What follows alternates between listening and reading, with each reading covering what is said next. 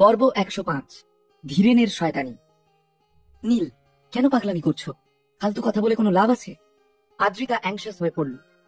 আদ্রিতা জানে যে ও আর নীল হসপিটাল থেকে সরাসরি এই বাড়িতে চলে এসেছে মণিকান্ত লাহার জন্মদিন দুদিন পরে, কিন্তু কুণালের অনুরোধে তারা দুদিন আগেই এই বাড়িতে পা দিয়েছে। আর হসপিটাল থেকে আসার কারণে তারা রাস্তায় কোনো রকমের গিফটও কিনতে পারেনি। কিন্তু নীল তো এখানে শুধুই বড় বড় কথা বলে যাচ্ছে, তাই আদ্রিতা টেনশন হতে থাকলো। শুভ্রর নীলের প্রতি এতটাই বেশি হিংসে হচ্ছিল যে সে নীলকে অপমান করার কোনো সুযোগই ছাড়ছিল না। সে আবার বলল, কে গিফট নিয়ে কেউ সত্যি আসছে তো, নাকি ঢপ দিচ্ছিস? নিশ্চয়ই কোনো সস্তা দোকান থেকে অর্ডার দিয়েছিস। শুভ্রের কথা শুনে পার্টিতে উপস্থিত লোকেরা নিজেদের হাসি আটকাতে পারল না। তারা নীলকে নিয়ে হাসতে শুরু করলো। তাদের মধ্যে নীল কেবলই সেন পরিবারের ঘর জামাই, যে নিজের বউয়ের পেছনে পেছন সমস্ত পার্টিতে পৌঁছে যায়। যার নিজেরই কোনো চালচুলো নেই, সে আবার অন্য লোককে কি গিফট দেবে? ঠিক এমন সময় একজন চাকর ছুটতে ছুটতে এসে মণিকান্ত বাবুকে বলল, দাদা বাবু, রায়চৌধুরী অফিস থেকে ওনাদের ডিরেক্টর দেখা করতে এসেছেন। খবরটা শোনার সঙ্গে সঙ্গে সবার নজর দরজার দিকে ঘুরে গেল। কিছুদিন আগে পর্যন্ত বাংলার ইকোনমির অবস্থা খুব একটা ভালো ছিল না, কিন্তু রায়চৌধুরী গ্রুপের কলকাতা ব্রাঞ্চ দায়িত্ব নিয়ে নিজেদের স্ট্র্যাটেজি অ্যাপ্লাই করে আবার মার্কেট স্টেবল করে দিয়েছিল। এখন মার্কেটের অবস্থা পুরোপুরি নর্মাল। দরজা থেকে দেখা গেল রায়চৌধুরী গ্রুপের director Rina Naskar formal dress পরে নিজের সঙ্গে একটা বড় লাল ব্যাগ নিয়ে হলে এন্ট্রি নিল। আরে দিদি, তুই আবার কেন এখানে আসতে গেলি? কিছু বলার থাকলে ফোন করে দিতিস আমায়। কষ্ট করে আবার এখানে আসার কি দরকার ছিল? শুভ্র দায়িত্বপূর্ণ স্বরে কথাগুলো বলল নিজের দিদিকে। শুভ্র খুবই কনফিউজড ফিল করছিল। ওর দিদি ওকে লাস্ট মোমেন্টে কিছু গুরুত্বপূর্ণ কাজ আছে বলে গিফটগুলো সঙ্গে পাঠিয়ে দিয়েছিল, আর নিজে সেই কাজে চলে গিয়েছিল। কিন্তু তাহলে দিদি এখন নিজেই আবার এখানে এলো কেন? ব্যাপারটা ঠিক কি হতে পারে? এই সমস্ত কথাই শুভ্রকে উদ্বিগ্ন করে তুলছিল। শুভ্র আরো বেশি অবাক হলো যখন ও দেখলো রীনা এক সেকেন্ডের জন্য ওর দিকে তাকালো না, বরং ওই লাল ব্যাগটা টেবিলের উপর রেখে সরাসরি নীলের দিকে এগিয়ে গেল। Sir, I am really very sorry, আমার একটু লেট হয়ে গেল। আপনি যা যা গিফট আনতে বলেছিলেন সেই সব এই ব্যাগের মধ্যে আছে। সন্ত্রস্তভাবে রীনা কথাগুলো নীলকে বলল। রীনাকে দেখে মনে হচ্ছিল সে বেশ ভয় পেয়ে আছে, কারণ লেট হবার জন্য নীল তাকে হয়তো কিছু কথা শোনাতে পারে। কোনো ব্যাপার না, খুব একটা দেরি হয়নি, মৃদু হেসে উত্তর দিল নীল। এসব আমি কি দেখছি? ও মাই গড, রায়চৌধুরী গ্রুপের ডিরেক্টর কিনা সেন পরিবারের ওই ইউজলেস জামাইটাকে স্যার বলে ডাকছে। এই আমি কোনো স্বপ্ন দেখছি না তো? আমার তো মনে হচ্ছে আমার হার্টবিটটাই বন্ধ হয়ে যাবে। কোথাও কিছু একটা ভুল হচ্ছে। হ্যাঁ, তাই হবে, কেউ কিছু একটা ভুল করছে। রীনা নস্করের ভাবভঙ্গি দেখে উপস্থিত জনতা বেশ অবাক হয়ে গেল। আবার নিজেদের মধ্যে কথা চালাচালি শুরু করে দিল। সবাই রীনাকে গিফট নিয়ে আসতে দেখে খুবই সন্দিহান হয়ে পড়েছিল, কারণ শুভ্র তো অলরেডি রীনার তরফ থেকে গিফট নিয়েই পার্টিতে এসেছে, আর সবাই দাঁড়িয়ে সেই গিফট খোলার পর্বও নিজের চোখে দেখেছে। কিন্তু রীনা হলে এসে নীলকে যখন নীল স্যার বলে সম্বোধন করলো, পুরো হল হতবাক হয়ে গেল। এই রীনা তো রায়চৌধুরীদের ওখানে কাজ করে, তাহলে নীলকে কেন স্যার ডাকছে? রায়চৌধুরীদের সাথে নীলের কি সম্পর্ক?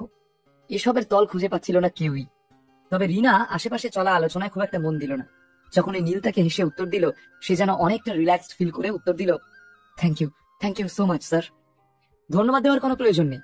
লাস্ট মোমেন্টে আমার জন্য তোমাকে বেশ মুশকিলেই পড়তে হয়েছে, কিন্তু তাও যে তুমি সময় মতন গিফট নিয়ে এখানে আসতে পেরেছো, তার জন্য তোমাকে অনেক ধন্যবাদ। খুবই হাম্বল হয়ে কথাগুলো বলল নীল। স্যার, আপনার জন্য কিছু করতে পারাটা আমার কাছে খুবই সম্মানের। রীনার মুখ দিয়ে বের হওয়া প্রতিটা শব্দ উপস্থিত সকলের কাছে ভীষণই শকিং ছিল। তারা এতটাই অবাক হয়ে গেল যে কারোর কারোর মাথা ঘুরতে লাগলো। এই সমস্ত কাণ্ড দেখে আদ্রিতার মনে হতে লাগলো তার পায়ের তলা থেকে যেন মাটি সরে গেছে। রায়চৌধুরী গ্রুপের ডিরেক্টর মানে A+ লেভেলের এমপ্লয়, সে হঠাৎ নীলকে এত সম্মান দিচ্ছে কেন? এদিকে শুভ্রর অবস্থা তো আরো শোচনীয়। ওর চোখগুলো এতটাই বড় বড় হয়ে গিয়েছিল, দেখে মনে হচ্ছিল ফেটে বেরিয়ে আসবে। 3 বছর আগে রীনার প্রমোশন হয়, আর সে রায়চৌধুরী গ্রুপের ডিরেক্টর হয়ে যায়। আর তখন থেকেই শুভ্রর ভাগ্যও খুলে যায়, কারণ অনায়াসে সে তার দিদির পয়সা ওড়াতে পারে। আর আজ শুভ্র যা কিছু, তা শুধুমাত্র ওর দিদির জন্য। কিন্তু শুভ্র এর আগে ওর দিদিকে কারোর সঙ্গে এত সম্মান দিয়ে কথা বলতে শোনেনি। এই প্রশ্নের উত্তর এখনো খুঁজে যাচ্ছিল সে। তখনই হঠাৎ নিচু গলায় নীল রীনাকে জিজ্ঞেস করলো, শুভ্র কি তোমার ভাই? হ্যাঁ, আপনি ঠিকই ধরেছেন স্যার। রীনা খুব সম্মানের সঙ্গে উত্তর দিল। আচ্ছা, বাহ, খুব ভালো। তোমার এই ভাইটি নিজের যোগ্যতা কতটা আছে আমি জানি না, কিন্তু তোমার নাম করে আর তোমার ক্ষমতার ভুল ব্যবহার করে অন্যদেরকে কিভাবে অপদস্থ করতে হয় সেটাও খুব ভালোই শিখেছে। চিবিয়ে চিবিয়ে বলল নীল। কথাগুলো শোনার সঙ্গে সঙ্গেই রীনার মুখ ফ্যাকাশে হয়ে গেল। তার মনে হলো শুভ্র নিশ্চয়ই কোনো ভুল করেছে, হয়তো নীলকে অপমান করেছে সে।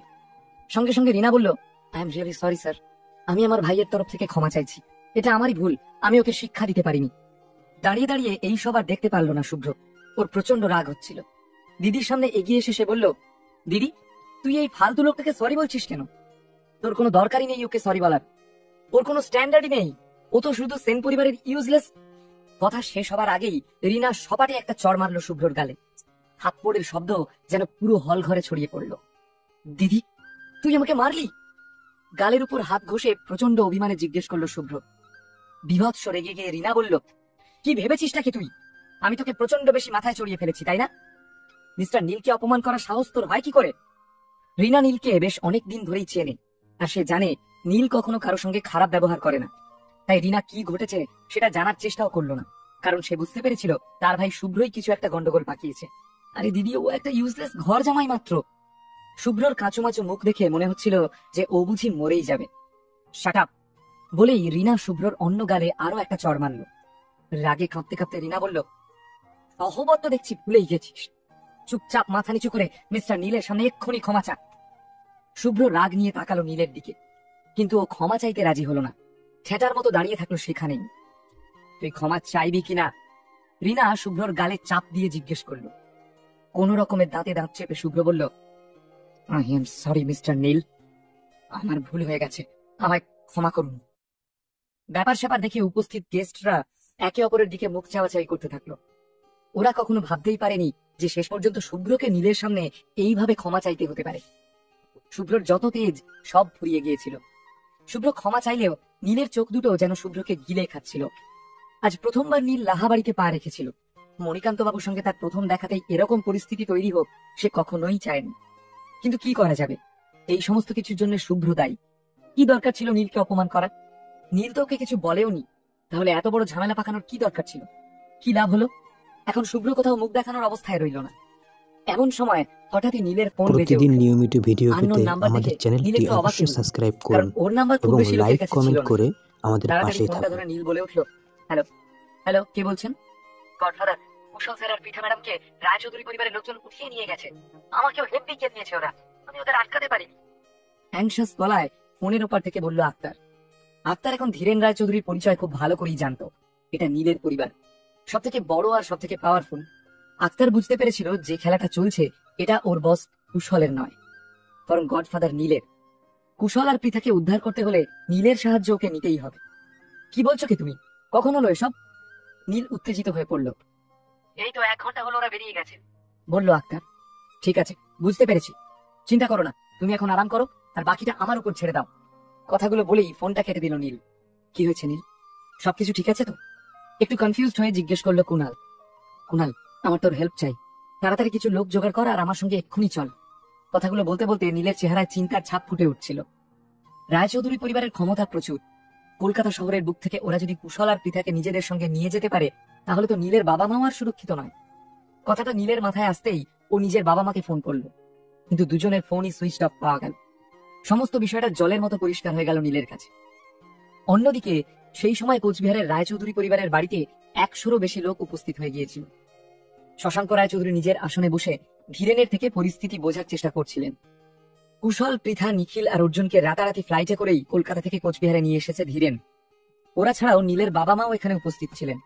ওদের সবাইকে বেঁধে রাখা হয়েছিল। ধীরেন রায়চৌধুরীর অর্ডারে তাদের মাটিতে বসানো হয়েছিল আর অত্যাচার করা হচ্ছিল।